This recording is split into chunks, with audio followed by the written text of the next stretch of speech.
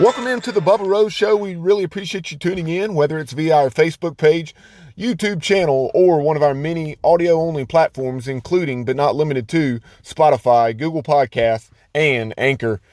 Be sure to like, follow, and subscribe wherever you've tuned in.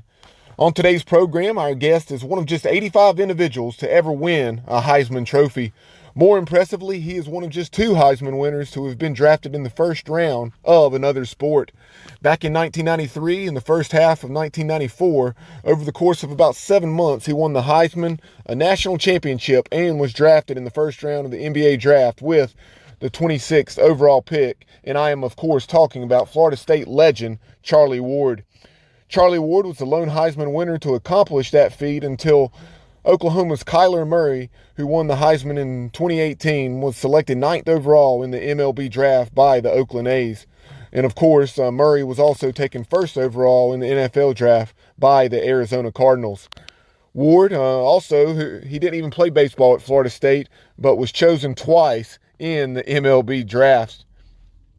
Despite all of his successes with the Seminoles, he didn't see significant playing time at quarterback until his redshirt junior year after sitting behind Casey Weldon during the 1990 and 91 seasons. Then, when his time did arrive in the fall of 92, there were plenty of struggles early on before he had a coming out party of sorts when he led the Noles back from a 21-7 fourth quarter deficit at 16th ranked Georgia Tech. In that ball game, he completed 14 of his final 19 attempts for 137 yards in Florida State's 29-24 comeback victory over the Rambling Wreck. Teammate and defensive end Reggie Freeman stated, "Charlie is just magnificent. Florida State hasn't had an athlete like him since Deion Sanders. The guy is just electric. When he gets going, you can't stop him." As good of an athlete as Charlie was, he's an even better person. And we certainly touch on his college and pro careers, but over the 30-minute plus conversation with Charlie, we also discuss topics such as sports specialization, being a Christian in the NBA in New York City, and a whole lot more. Right now, let's go ahead and dive into it. Here's Florida State legend Charlie Ward. Right now, I'm very excited to be joined by one of the top two-sport athletes ever. Welcome into the program, Florida State legend Charlie Ward. Coach, how are you this morning? I'm doing well, sir. How are you doing today? Doing well, Coach. I'm glad you are. We certainly appreciate your time this morning. One of the things that I'm very passionate about is kids not specializing in sports at an early age. When you were growing up in Thomasville, Georgia, you played numerous sports, including 4 at different times in high school.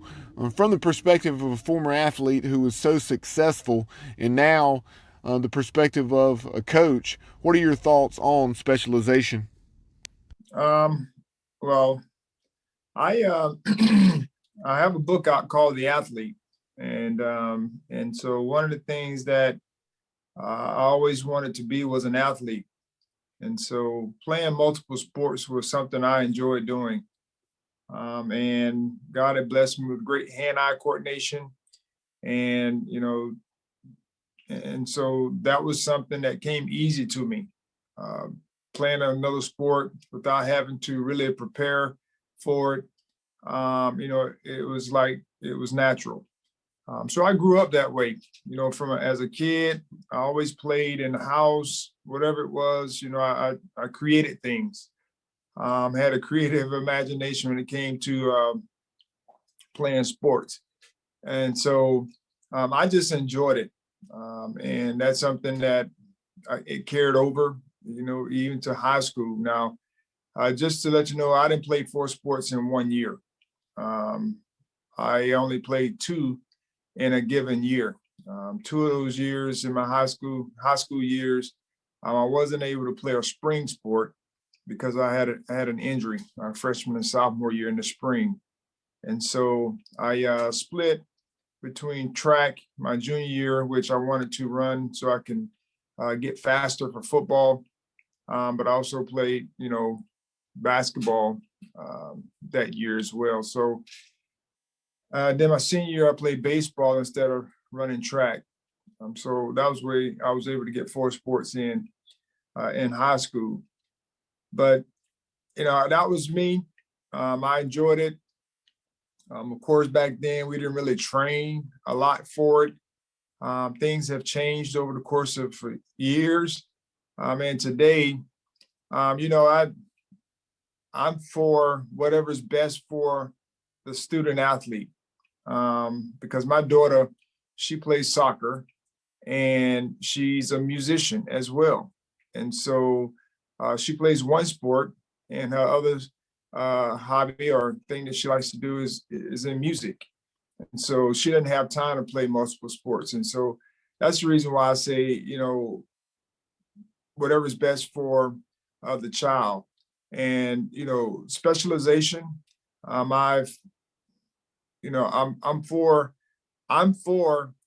kids playing multiple sports. However, if your situation is not like mine, which is I'm very athletic, I pick up things easy, and going from sport to sport, you know, I can get it done or do it without any training at a high level and those types of things.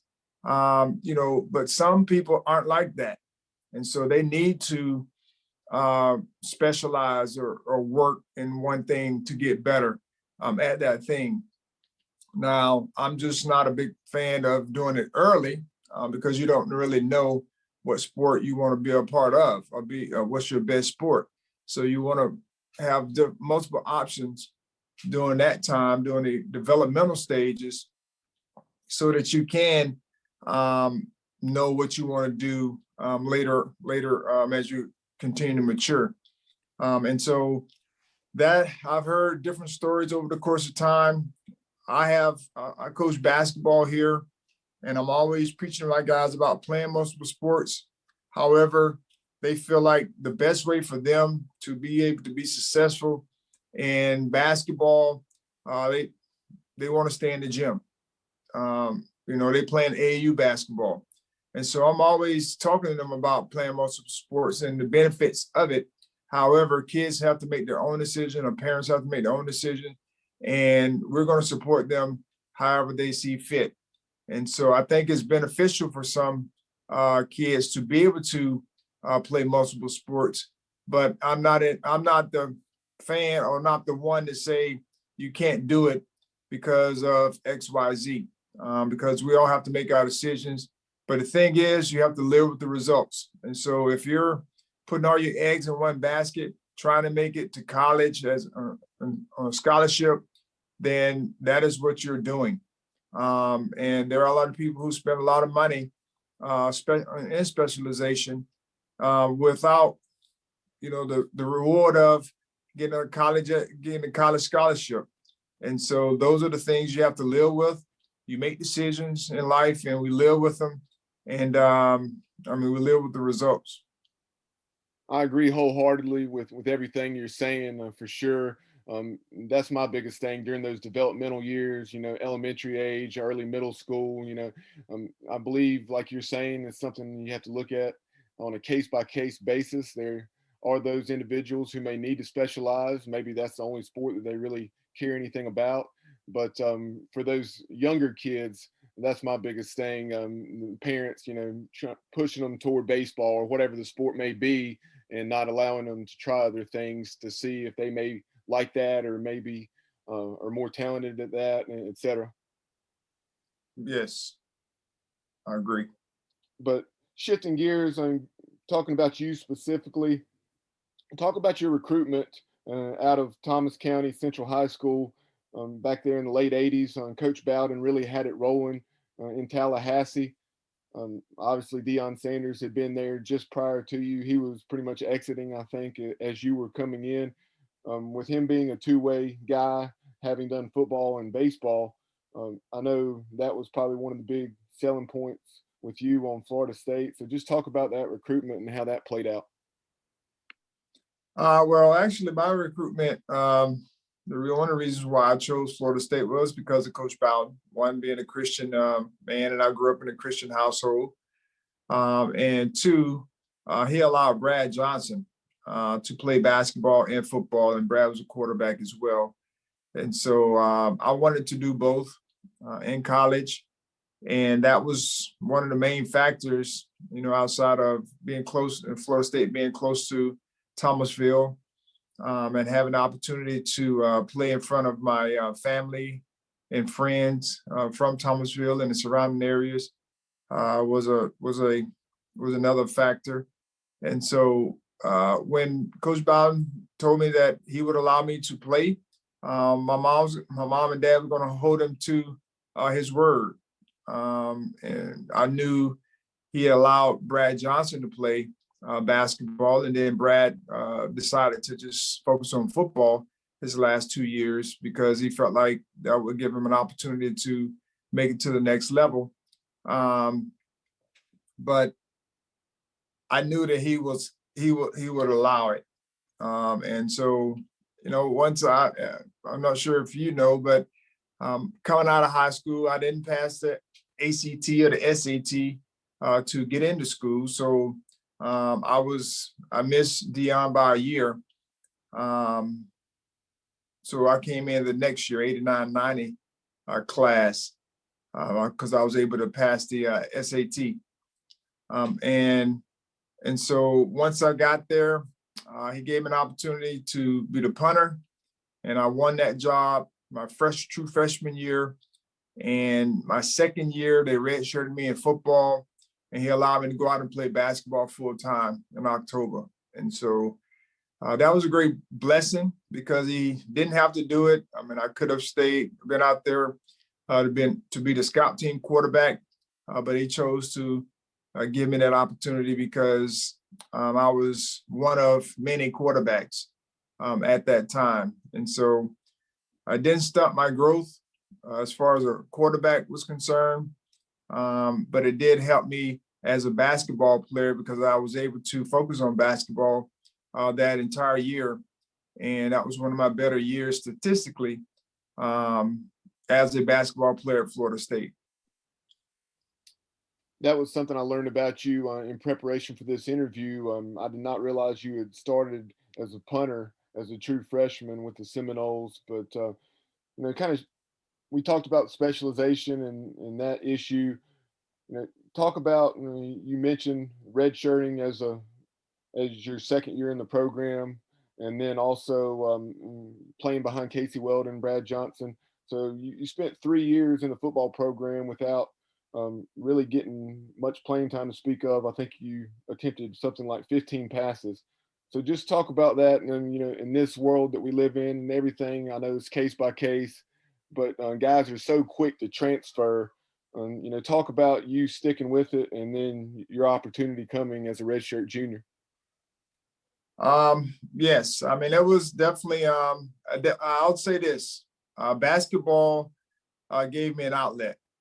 My freshman year, I was a punter. Second year, I got an opportunity to go out and play basketball. My third year there, I was the backup. I was the third or fourth string guy at that time because there was another guy that came in with me, Kenneth Felder. He actually chose to go and play baseball our junior year, his third year, and so professional baseball. And so that opened the door up for me to be the third string guy at that time. And I just had to wait my time. And while I was waiting, I was preparing myself, getting some reps in practice. I was a scout team quarterback for those 2 years that I was out there, or 2.5 years or whatever it was. I was out there, I was a scout team quarterback. And I just continued to learn the system. Actually, we changed the system when I started to play. The whole system changed from what I was accustomed to. But there was no thought of me transferring. That was not in my thought process because I was being allowed to do something I enjoyed doing, which is play basketball. So that is my deal. Everyone has their own reasons for wanting to transfer. Most times it's playing time. The majority of the time is playing time, and that few may be getting closer to family and those other things. But as a quarterback, most times it's only one guy can play, and they decide they want to move on and get an opportunity to play, which is their prerogative. Um, as I've said before, you make decisions, you live with the results, whatever those results are. And a guy like Matt Jones, I admire because he waited his time and he only got 1 year to 1.5 years due to an injury to really showcase what he was, showcase his talent. And he ended up winning a national championship. And now he may get an opportunity to play in the NFL. And everyone has their own story. Justin Fields, he could have waited, but he chose to go to Ohio State, which is another top tier program, and he got an opportunity to start there and made the best of it. And so I think there are just different ways that people get an opportunity to play at the quarterback position, and then you have guys who've left their schools and didn't really find their way. They got to another school and didn't win the job there, and then they moved on to somewhere else. So it's not a guarantee either way that things are going to work out. But I always say again, whatever decision you make, you just have to be willing to live the results. Obviously, like I mentioned a few minutes ago, Coach Bowden, anybody that follows college football knows anything about it, so knows what he did there, and 15 consecutive years or something like that in the top 5 in the nation. And 1993, you guys were able to win the national championship, taking down Nebraska in the Orange Bowl. So just talk about that experience and being, on top of the college football world that season. Well, it's always great when you can be on top at the end of the season. We were #1 team going in to the 93 year. And so we carried that all the way until we lost to Notre Dame. I think it was in November. But we got an opportunity to play Nebraska in the national championship game. And one of our goals each and every year is to win a national championship, win a state championship, win a national championship, win the ACC at the time, and then win a national championship. And we were able to accomplish a couple of those goals, winning the ACC championship and the state championship, beating Miami and Florida that year, which was a tough game against both teams. And then the other one was, if we knew that we could get into a bowl game for the national championship, we had a good chance of winning, because at that time, I think we had won like 14 or we had won a lot of bowl games in a row. And we played well in the bowl games. And so we felt like if we could ever get into a bowl game with the national championship on the line, we had a good chance. And we were afforded that opportunity, even after the hiccup to Notre Dame, which was a very good game. We ended up losing by 7 that year. But it was a challenge. People thought that we were going to come in and just blow them out, or handle them the way we did the year before. We won 27-14 the year before, and people thought that the game would be that way the next year. But they grew up. They had a great scheme. They, studied us really, really well. And the thing that I admired most about our team was we were very resilient. We persevered, but we also prepared for that moment throughout the season. And what I mean by that, the first 4 games, we dominated pretty much every team we played. Our defense was scoring more touchdowns than more points than the opposition was scoring. And then we came up against Miami and won that game 28-10, I think it was. Which, we were fortunate to be able to, pull away at the end. And then we continued to go through the season, play solid football, ended up losing to Notre Dame in a close game. But that game helped us fight through adversity because we were on the road, playing in a hostile environment, and we were a good football team, competitive team. We were able to come back from double digits in the second half to be able to lose, by 7 points with an opportunity to win the game. Missed the throw late, the last play of the game, and so that experience definitely helped us prepare for the Florida game. We were on the road against Florida. We were up the entire game, and then they made a comeback in the fourth quarter, and we needed a play to be able to seal the game in the fourth quarter because they had the momentum, and we made that play. And so all those experiences over the course of our year it prepared us for the national championship game, which was tough. Offensively, we didn't score, but we scored 18 points. Most of those were all field goals, but our defense had been solid all year. I think they may have had one bad quarter, which was at Notre Dame. And so they had been solid all year, and we knew that they would definitely keep us in the game. We just needed to do our part, and we were able to move the football against Nebraska, but we just weren't able to capitalize once we got into the red zone. And that's what kept the game closer than it probably could have been. But we were fortunate to be able to get the ball last. We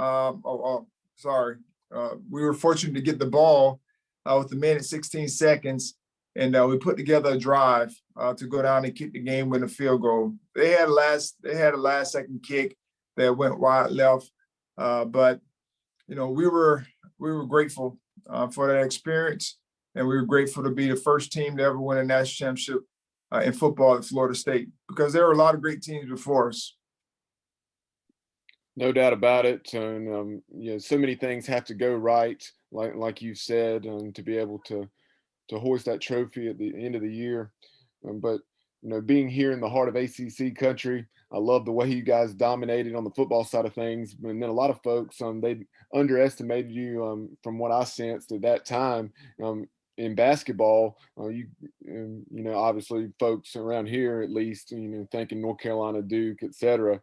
But y'all came in and certainly were competitive, and more than competitive, winning your share of games against the Tar Heels and Blue Devils, etc.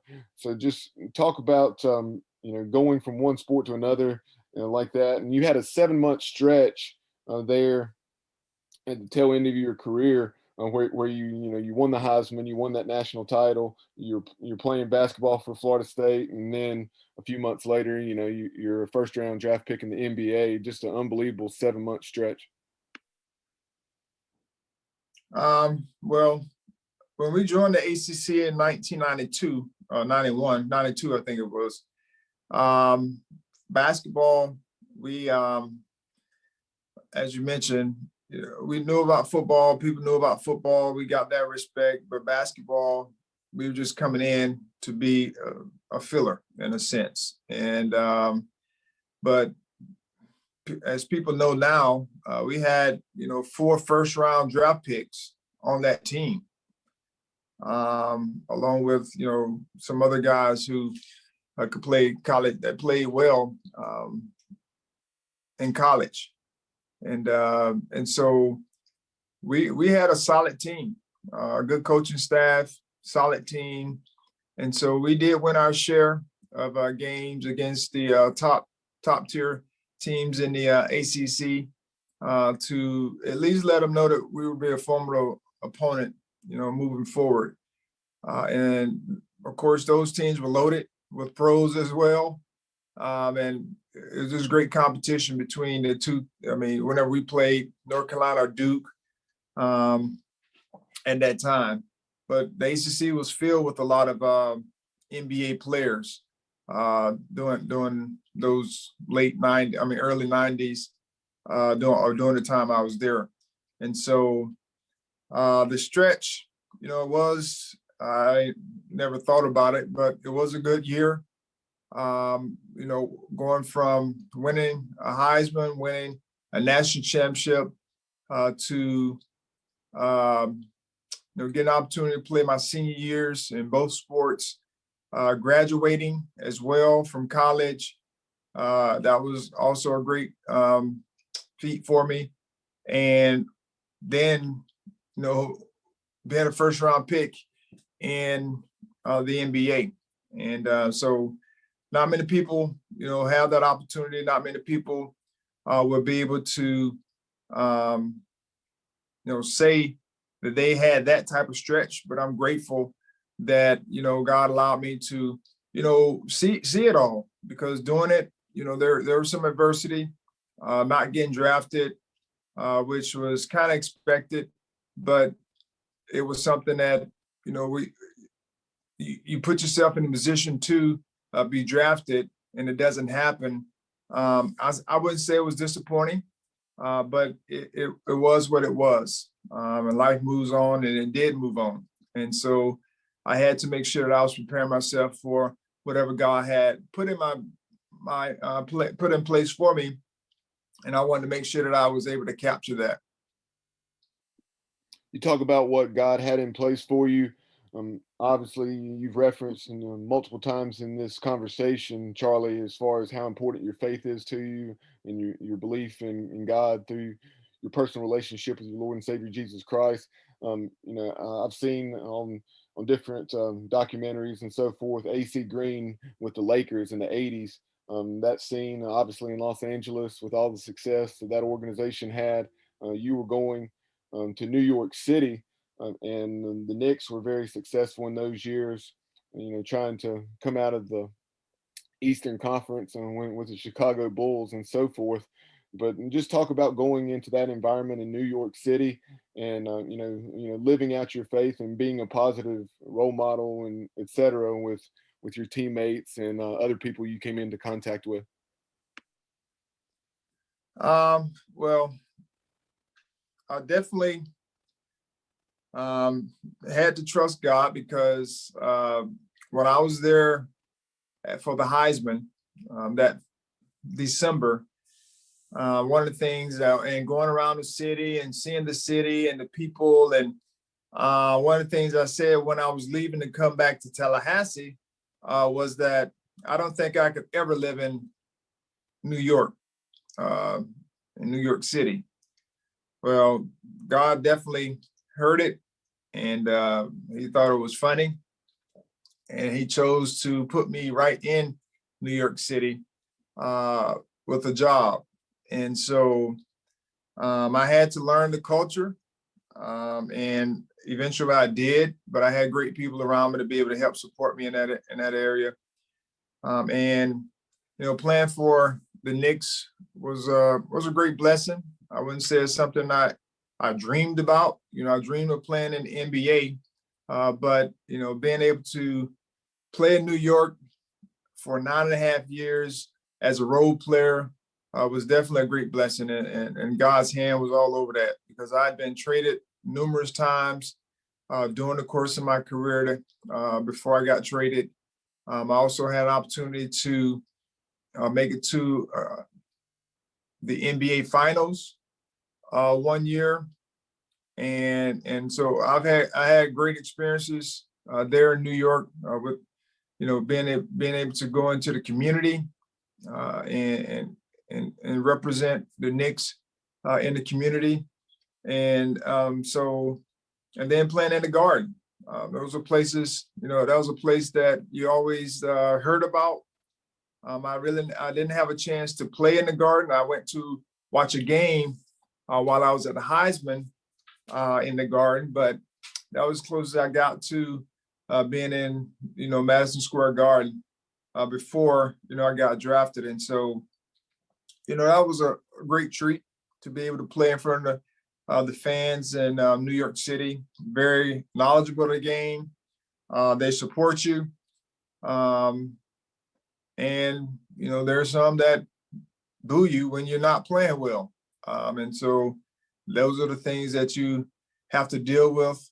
And, but all in all, we had sellouts each and every night.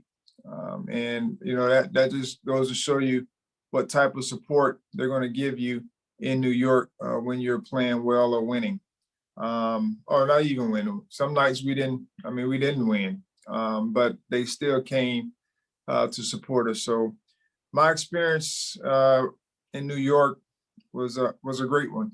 My family got an opportunity to come up. My wife actually was able to have 2 kids there, and while we were there, and they got an opportunity to have an experience in New York, and so it was great. 2 or 3 lighthearted questions as we're wrapping this up, Coach. Johnny Gardner, one of my loyal listeners, and he said, "Which sport of all you played did you enjoy the most?" Both of them. That's the reason why I played both, and continue to play both until my professional career. And so, as I mentioned, I just like athletics. I mean, anything that dealt with a ball, basketball, baseball, football, tennis, anything that came down to being an athlete, I enjoyed. And so those are things that it came easy. And as one of my buddies and one of my former teammates says, if you enjoy something in life, it's easy work. You mentioned tennis. Mike Mullis, another loyal listener, chimed in, and he wanted me to ask you who was the better tennis player at Florida State, you or the guys on the team? More than likely the guys on the team, because that's what they do all the time. I just went out to hit. I could just hit it back across, and I could imagine shots. But those guys, they're very good. So I'm not going to step into their arena.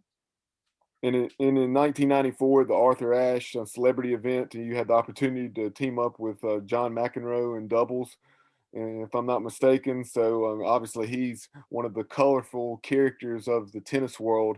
So tell us about that briefly. It was definitely a great experience because I grew up watching John McEnroe play, and he was definitely funny doing that tournament. And so it was just a great honor to be able to play alongside a legend like John McEnroe. And final one, Deion Sanders, obviously new coach at Jackson State, taking over that football program. So just talk about your thoughts on that. I can see Deion doing really well there. Yes, Deion is definitely, he's been called to that specific place to be able to help that school, but also he's a big advocate for HBCUs and getting the support that they need. And so I'm happy for him. I know he'll do a great job. He's already, if you follow him on social media or has his YouTube, he has a lot of videos out just promoting what they're doing, all great stuff. He's flipped players from major universities to be able to come to Jackson State. And so that is key. As we know, recruiting is always going to be king in college. And if you can get the guys to buy into what you're selling and have some guys that have top tier talent, then you're going to be able to, have some great success. But he's put together a great staff as well. And I know that he'll continue to develop whatever it is that he's doing at Jackson State.